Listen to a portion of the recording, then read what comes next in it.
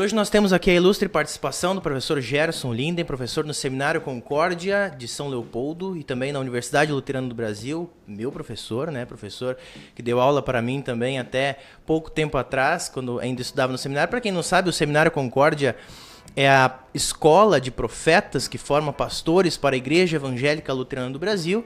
E hoje nós temos aí a ilustre participação do professor que topou estar aqui conosco nesse podcast, nessa conversa sobre um tema muito interessante, que chama muita atenção a mim e também com certeza a muitos que estarão acompanhando, o professor Gerson. Muito obrigado, professor, por ter aceitado o convite. Um prazer estar aí contigo e com todos aqueles que terão acesso então a essa nossa conversa. Muito bom. Professor, o nosso tema hoje, então, escatologia, né? O que seria, então, a escatologia? O que ela é, de maneira bem direta? E qual que é a importância que nós podemos observar no estudo desse tema, né?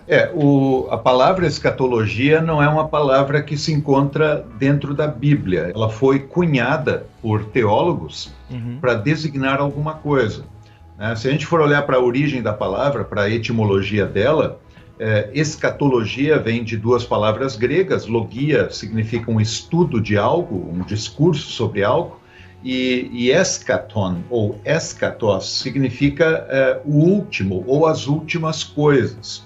Então, escatologia basicamente é isso, é o estudo a respeito das últimas coisas. Que últimas coisas? Na teologia, aquilo que está no final da história. Basicamente isso, assim, de uma maneira bastante resumida. Qual que é a importância de nós estudarmos, né, a escatologia, até para o estudo pastoral e também o ensino deste estudo para os nossos membros e congregados, né, o povo de Deus? Essa é uma boa e importante pergunta. A gente pode analisar a escatologia do ponto de vista teológico sob dois aspectos que andam juntos, na verdade, não se contradizem, mas se complementam. Um aspecto é a escatologia, a partir do ensino bíblico, ela procura reconhecer e testemunhar aquilo que a própria Bíblia, o próprio Salvador Jesus Cristo, os profetas e apóstolos falam sobre o que acontecerá no fim. Ou seja, a escatologia nos desvenda até um certo ponto aquilo que a Escritura fala sobre o nosso futuro.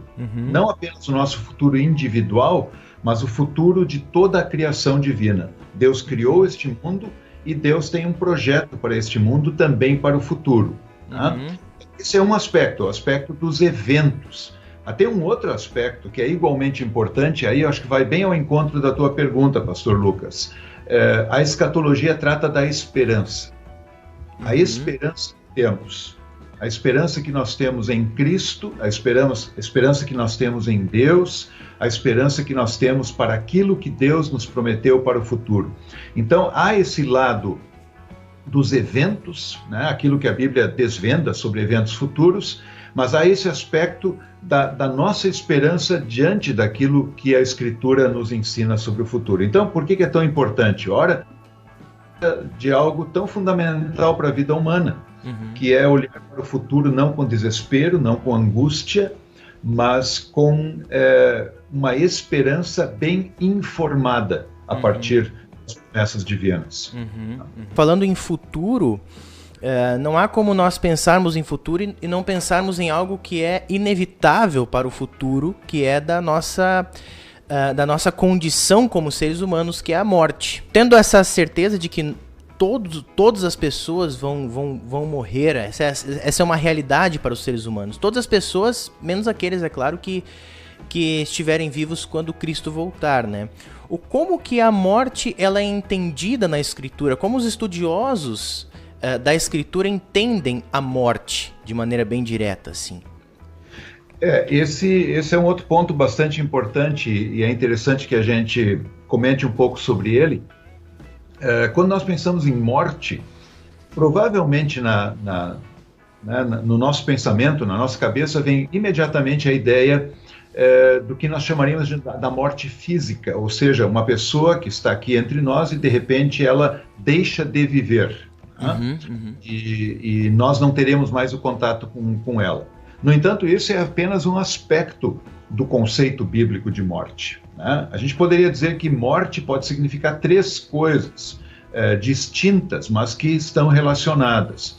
Lembrando lá do episódio do Gênesis, quando Deus criou Adão e Eva, ele disse para eles que eles não deveriam desobedecê-lo, e naquela ocasião ele disse: vocês não devem comer daquele fruto, da árvore do conhecimento do bem e do mal, porque no dia em que comerem vocês vão morrer certamente. Uhum. Bem, o que aconteceu quando Adão e Eva comeram do fruto? Eles não deixaram de existir, mas eles morreram de uma certa maneira. De que maneira? É o que se chama da morte espiritual. Morte tem a ver com separação, e naquele momento Adão e Eva se separaram de Deus, escolheram um caminho à parte. Então isso é o que nós chamaríamos um primeiro conceito de morte, a morte espiritual. Existe a chamada morte física, ou morte terrena, né? Você colocou muito bem, todos nós passaremos por ela, exceto aqueles que estiverem aqui neste mundo quando Cristo retornar em glória. Mas também tem um terceiro aspecto da morte, que a própria Bíblia usa essa terminologia, que é a morte eterna, que é a eterna separação entre as pessoas e Deus, né? Que é a condenação eterna. Então, morte tem a ver com separação, seja ela do ponto de vista da morte espiritual, por causa do pecado, as pessoas estarem separadas de Deus e necessitando da nova vida que nos é dada em Cristo, já no batismo, ou morte num segundo sentido, como a morte física, né? É a separação da pessoa, da sociedade onde ela está, né? A própria separação entre corpo e alma, e a morte futura, a morte eterna, que é a separação plena da criatura com o seu Criador. Na semana passada nós tivemos aí um podcast com o George que está lá nos Estados Unidos, né? E justamente nós tratamos, um dos tópicos discutidos naquele momento foi do gnosticismo, que trata o espírito como algo bom e a matéria, o corpo, como algo ruim. Ou seja, a separação destes dois, na verdade, é aquilo que é o que vai acontecer. E que, na verdade, o corpo ruim vai deixar de existir, né? Nós acreditamos em uma coisa bem diferente que isso, né? Há uma separação no momento da morte, mas vai acontecer alguma coisa em algum momento onde isso vai se juntar de novo, né? Você poderia dizer a respeito disso um pouco, né? Acho que é pertinente. Essa é uma ótima pergunta, pastor Lucas. De fato, a fé cristã não é gnóstica, né?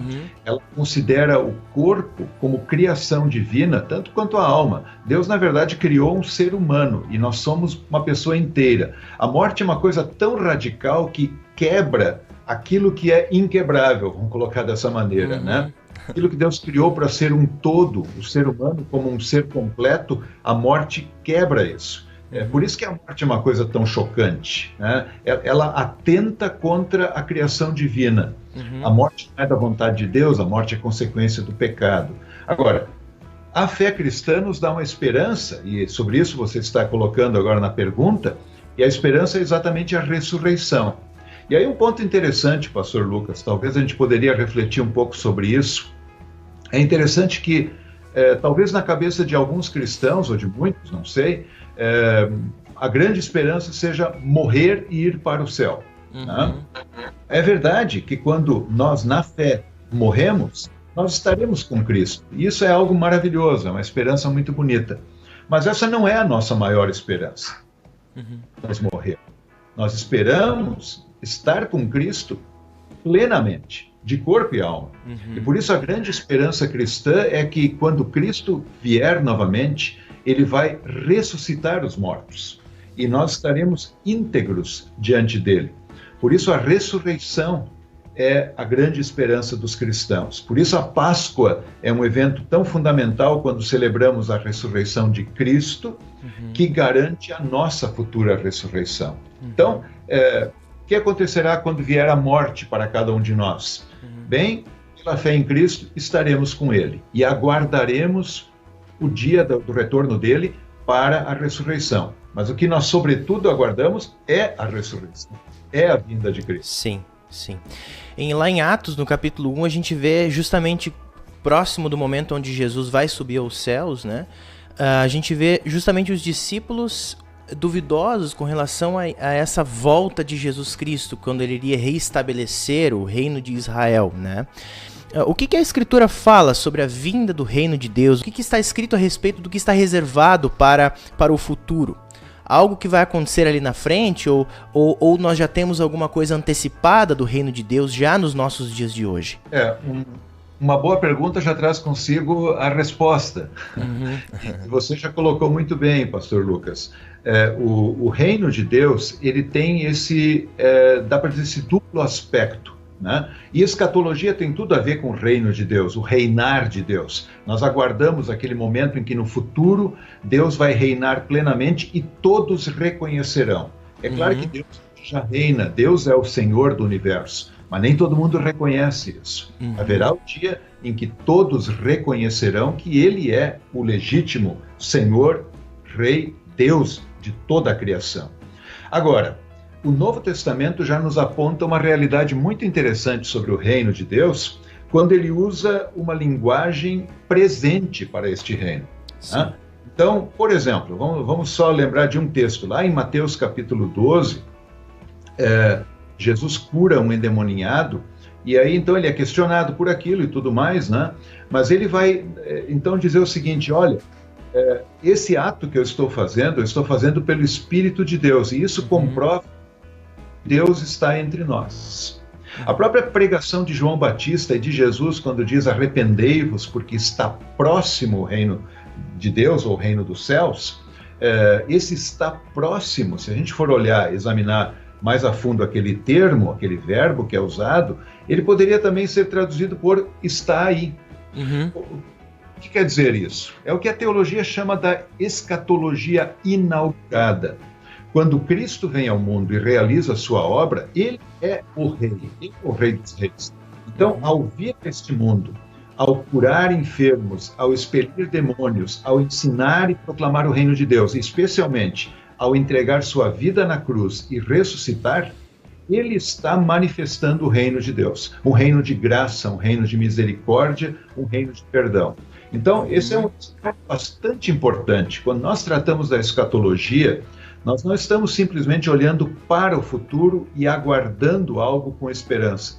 Nós estamos olhando para o passado, para o grande evento escatológico, que foi a ressurreição de Cristo, e que garantiu a futura ressurreição, e que garante já agora que nós com ele vivemos. Só para dar um exemplo bíblico sobre a relevância disso para a vida diária. O apóstolo Paulo chama o nosso batismo de um lavar regenerador e renovador do Espírito Santo. Bem, essa palavra regenerador, ela literalmente significa uma nova criação. Ou seja, no batismo nós somos recriados. O reino de Deus nos é dado. O reinar gracioso de Cristo chega até nós no nosso batismo. E por isso nós agora vivemos com Cristo. Não apenas viveremos com Ele, vivemos com Cristo pela fé. Isso é o que nós chamamos de escatologia inaugurada. Portanto, o reino de Deus já está entre nós. Ele está entre nós por meio da palavra de Deus, pelo batismo, pela Santa Ceia, em que Cristo vem a nós e nos dá essa comunhão bendita com Ele já agora, e alimenta a nossa esperança quanto à sua vinda futura e a nossa ressurreição e a vida eterna com Ele.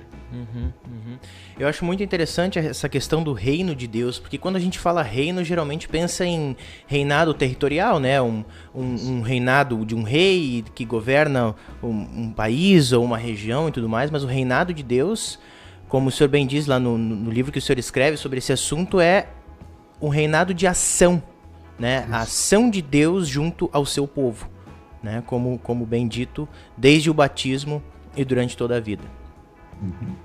É isso aí. E isso é importante, Lucas, porque eu acho que a gente às vezes perde um pouco essa perspectiva, né? É muito importante que nós olhemos para o futuro e aguardemos com expectativa e esperança a vinda de Cristo, né? Isso vai ser um evento glorioso. Mas nós já podemos celebrar hoje a presença de Cristo entre nós. O reino de Deus está entre nós, né? Isso Jesus já disse no próprio período dele, né? Ele disse que o reino de Deus está no meio de vocês, e ele ali estava no meio deles. Bom, Cristo também está no nosso meio, por meio do evangelho, por meio do batismo, por meio da Santa Ceia. Né? E isso dá à nossa vida uma perspectiva muito bonita, né? De aguardar o futuro com alegria, com esperança, mas de já viver hoje, sabendo que Cristo está conosco e governa sobre nós com a sua graça e o seu amor. Muito bem, cientes então dessa questão da escatologia já inaugurada, nós também, e a escatologia envolve esse assunto, olhamos para frente e para o futuro. Olhamos lá para frente para o futuro do que vai acontecer na volta de Jesus Cristo, né? E a Bíblia, ela fala muito de sinais que acontecerão, que evidenciarão o fim, né? Que evidenciarão a volta de Jesus Cristo. É muito comum, principalmente, a gente enxergar, ver, né, nas redes sociais, vídeos, né? Principalmente hoje que é muito comum aí, vídeo de WhatsApp, essas coisas todas, ver pessoas tentando enxergar os sinais do fim em qualquer coisa que acontece, né?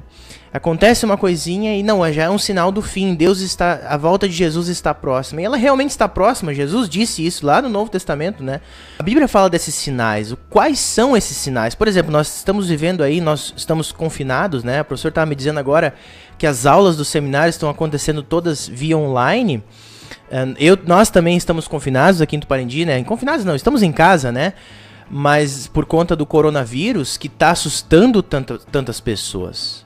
Seria, por exemplo, o coronavírus um sinal do fim dos tempos, né? Quais são esses sinais? O que nós podemos dizer sobre eles, né? E qual o propósito que eles têm? A pergunta é extremamente relevante, principalmente nesses tempos que nós estamos vivendo. Eu vou voltar um pouquinho para nós chegarmos exatamente nesse ponto, mas convidar a que a gente reflita sobre esse aspecto. Deus criou esse mundo perfeito e criou Adão e Eva, nossos pais originais, perfeitos também, santos, né, sem pecado. O pecado rompeu essa ligação de Deus com a humanidade, mas também trouxe repercussões para a própria criação. O apóstolo Paulo diz que a própria criação geme e aguarda a expectativa a revelação final de Deus e dos filhos de Deus. Então, nós estamos vivendo num período em que a própria criação divina sofre os efeitos do pecado. E sabendo que Deus tem prometido que na vinda do seu Filho, na segunda vinda de Cristo, a criação será restaurada, bem, é natural que haja algumas sinalizações de que isso vai ocorrer. E sobre isso, você disse bem, Jesus já alertou. Se nós olharmos, por exemplo, aquele grande discurso, mensagem de Jesus, registrada em Mateus capítulo 24, e os textos paralelos em Marcos capítulo 13, Lucas capítulo 21, e também muitas das palavras dos apóstolos, Jesus orientou ali de que, de fato, nesse período, entre a queda em pecado, e particularmente entre a sua vinda para inaugurar o reino de Deus, por meio da sua obra, e a vinda futura dele, neste período, haverá algumas sinalizações de que, por um lado, esse mundo está doente e precisa ser recriado, por assim dizer, né? Novos céus e nova terra. Então a gente pode identificar nas palavras de Jesus, eu diria, pelo menos 3 grandes tipos de sinais. Um deles diz respeito a eventos na própria criação de Deus. Então se fala de terremotos, de furacões, etc., né? Podemos entender que isso sejam sinais de que a criação divina está gemendo. Né? A gente fala muitas vezes, a natureza está chorando. Eu particularmente prefiro o termo criação, que nos lembra que por trás disso tudo que está aqui há o Criador. Né? Um segundo tipo de sinais, dos quais Jesus também fala no Evangelho, é nas relações humanas. Ele vai falar de guerras, por exemplo, vai falar de divisões entre as pessoas, de ódio entre as pessoas. Né? Isso é um sinal de que alguma coisa está errada. Mas aí eu gostaria de lembrar, Lucas, que há um terceiro tipo de sinal, que é um sinal benéfico. Jesus disse que antes de haver o fim, o Evangelho será proclamado entre todas as nações. E esse é um bom sinal, né? É um sinal que nós estamos vivendo. Quer dizer, enquanto houver mundo, haverá a pregação do Evangelho. Isso significa haverá esperança, né? Para que as pessoas, crendo, tenham a vida eterna. Por causa disso, olhando essa gama de sinais, a gente agora pode colocar o dedo, talvez mais propriamente, naquilo que mais chama a atenção das pessoas e que eu diria, talvez não deveria ser. Nós deveríamos olhar para todos os sinais, para o propósito deles. O propósito dos sinais jamais é permitir que a gente comece a calcular. Olha, está acontecendo tal coisa, portanto, daqui a alguns anos vai ser o fim do mundo. Infelizmente, isso é uma tendência. E quando as pessoas fazem isso, esquecem duas coisas importantes. Primeira, e a mais importante de todas, Jesus alertou contra isso. Ele disse, olha, não caiam nessa conversa. Né? Quando os discípulos perguntaram, será agora? Ele diz, olha, Deus reservou isso para ele. Tempos e épocas pertencem a ele. Então, esse é um alerta importante. Não vamos querer calcular a partir dos sinais. Um segundo lembrete importante é que esses sinais já estão acontecendo há quase 2000 anos. Sim. Se nós lemos com cuidado os textos que eu mencionei há pouco, Mateus 24, Marcos 13, Lucas 21, nós vamos notar que Jesus estava falando ali não apenas sobre o fim dos tempos, mas ele estava falando de um evento que seria contemporâneo a muitos dos seus leitores, ouvintes e leitores do Evangelho, que seria a queda de Jerusalém no ano 70, ou seja, mais ou menos 40 anos depois daquilo que ele estava falando. Ou seja, a própria queda da cidade de Jerusalém sobre os romanos já foi um sinal. Dá para a gente usar aquela linguagem que na teologia a gente chama de tipologia. A queda de Jerusalém foi uma pequena representação daquele grande evento que acontecerá no final. Então, os sinais já acontecem desde lá. Os sinais vêm sendo dados ao longo da história. E por que Deus está dando esses sinais? Por que Ele está permitindo isso? Não para que seja feito cálculo, mas para chamar a atenção das pessoas. Para dizer, olha, alguma coisa está errada. A criação ela foi corrompida pelo pecado. E nós precisamos aguardar aquele grande dia em que Cristo irá restaurar a sua criação. E nós somente poderemos aguardar bem aquele grande dia pela fé em Cristo. Então, os sinais têm esse elemento positivo, eu daria. As pessoas agora pegam um determinado evento. Vamos lá, o coronavírus. Olha, o coronavírus é um sinal do tempo do fim. Eu responderia sim e não. Sim, claro, todas as pragas, todo o mal que há no mundo, toda a doença que existe no mundo, os eventos catastróficos são sinais de que a criação ela está gemendo. Então alguém poderia dizer sim, o coronavírus também é um dos sinais. Mas vamos lembrar outras pragas que houve. Né? Nesse contexto que nós estamos vivendo, muita gente tem lembrado daquela gripe espanhola, por exemplo, que matou milhões de pessoas. Né? Isso já há quase um século, né? Ou há um século. Alguém naquela época poderia dizer, essa gripe é um sinal dos tempos do fim? Sim, é um sinal dos tempos do fim, é um sinal de que a criação está gemendo. Mas erraria alguém naquela época se dissesse, olha, daqui a alguns anos será o fim do mundo, porque afinal de contas esse aqui é o sinal do fim. Pastor Lucas, acho que é bem importante a gente alertar as pessoas disso, né?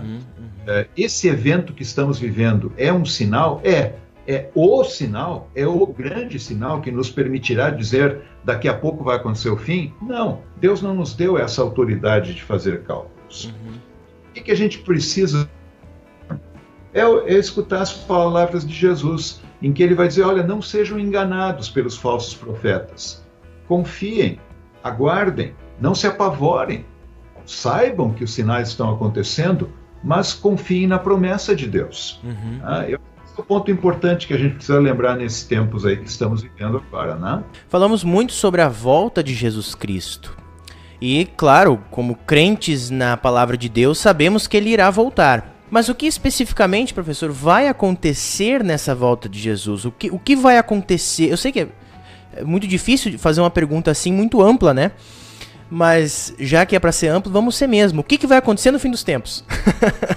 Quais serão os acontecimentos do fim? Não, essa é uma boa pergunta. A Bíblia fala de diversos eventos do fim, né? E talvez um problema que a gente pode, às vezes, incorrer é olhar esses eventos como coisas separadas, né? Então, por exemplo, juízo final, o fim do mundo, criação de novos céus e nova terra, ressurreição dos mortos, né? Mas a gente tem que lembrar que tem um evento que é o fundamental. Daria para chamar como o evento fundante desses todos esses eventos do fim. E este é exatamente o que você menciona, a segunda vinda de Cristo. Uhum. E aí a Bíblia ela tem muita clareza quanto a isso, quando o próprio Jesus vai dizer que o Filho do Homem verá e será visível, virá em glória com seus anjos e será visível para todo mundo. Então não será uma vinda secreta, não será uma vinda como ele veio lá na primeira vez, como um bebê humilde lá em Belém. Será uma vinda gloriosa. E a vinda de Cristo, na verdade, será o fator que ocasionará todos os outros eventos. E quais são eles? Bem, a ressurreição dos mortos. Os mortos serão ressuscitados. Aqueles que estiverem vivos e que creem em Cristo serão transformados para terem novamente um corpo perfeito. A Bíblia até fala num corpo à semelhança de Cristo, né? Uhum. Então a ressurreição é um dos eventos. O juízo final, Uhum. que significa basicamente a separação dos que creem e dos que não creem. Para o cristão, o juízo final não é um julgamento investigativo, mas ele é uma declaração de Cristo de dizer, olha, vocês estão comigo, continuem comigo. Né? E a partir disso, o fim do mundo. Esse é um tema muito comum, né? As pessoas falam do fim do mundo. O que na verdade é o fim do mundo? Olha, a Bíblia chama de a criação de novos céus e nova terra. Então, o mundo que nós o temos hoje, ele deixa de existir, mas ele dá lugar a uma nova criação, né? No princípio, Deus fez uma criação muito bela e ele abençoou a vida nessa criação. E nós temos a promessa de que ele criará uma nova criação, novos céus e nova terra. Mas tudo isso deriva desse grande evento que é a nossa expectativa, a segunda vinda de Jesus. É por isso que nós aguardamos. Né? Nós confessamos nos credos ecumênicos, por exemplo, quando falamos que ele há de vir novamente. E nós temos expectativa e esperança nisso. Uhum. Uma das questões que mais se torna evidente assim, na minha concepção, principalmente por conta do senso comum ou da má interpretação bíblica de textos bíblicos, é justamente o medo e o receio desse juízo final, né, de Jesus Cristo, até pelos próprios cristãos. Acho que por toda essa conversa que nós tivemos aqui, nós podemos ver que a escatologia vem o bom estudo da escatologia vem justamente para desmistificar todas essas coisas, né? E onde nós possamos enxergar também no fim consolo, sabendo da ressurreição dos mortos, que Cristo garante para cada um de nós por causa da sua própria ressurreição, e também que mesmo no dia do juízo final, como o senhor acabou de dizer, não será um juízo para o crente, né? Mas o momento onde ele é declarado publicamente para todas as pessoas verem, né, que ele estará entrando na glória eterna, corpo e alma. Tranquilo. Isso resume muito bem, né? Por isso que lá no começo, quando você me fez a pergunta sobre a importância da escatologia, eu quis lembrar que a escatologia não trata apenas dos eventos do fim. Né? Naturalmente que ela fala desses eventos, mas ela também trata da esperança que temos. Né? E aliada à esperança está a alegria da fé. Apesar de todos os pesares, apesar de nós vivermos ainda numa criação maculada pelo pecado, uma criação que está gemendo. Infelizmente, existem coisas muito tristes à nossa volta. Né? Existe guerra, existe fome, existe desprezo a pessoas, existem inimizades, existem divisões, e tudo isso é muito triste. Tudo isso é marca de uma criação manchada pelo pecado, uma criação que está gemendo. Mas, ao lado disso, nós temos essa alegre, essa expectativa confiante, essa esperança. Por isso, de fato, eu acho que é importante ressaltar, como você fez, de que a escatologia bíblica, a escatologia cristã, ela é uma mensagem de esperança. Ela é uma mensagem que tira o terror diante do futuro e nos leva a olhar para esse futuro com uma alegre expectativa, dá para a gente dizer assim. Muito bem, professor, muito obrigado, tá, por essa aula que nós tivemos a oportunidade de ter. Muito obrigado por ter aceitado o convite, muito obrigado pela conversa. Com certeza nós teríamos que ficar horas e horas para conversar mais sobre, detalhar mais o assunto. Eu agradeço pela oportunidade, Lucas. Um abraço para você e para todos que tiverem acesso então ao material, e que Deus abençoe a ti e a todos ricamente. Para você que ainda não está inscrito no canal, não se esquece de se inscrever, deixe seu like também para receber aí todos os vídeos. Um abraço para todos vocês e até mais. Tchau, tchau.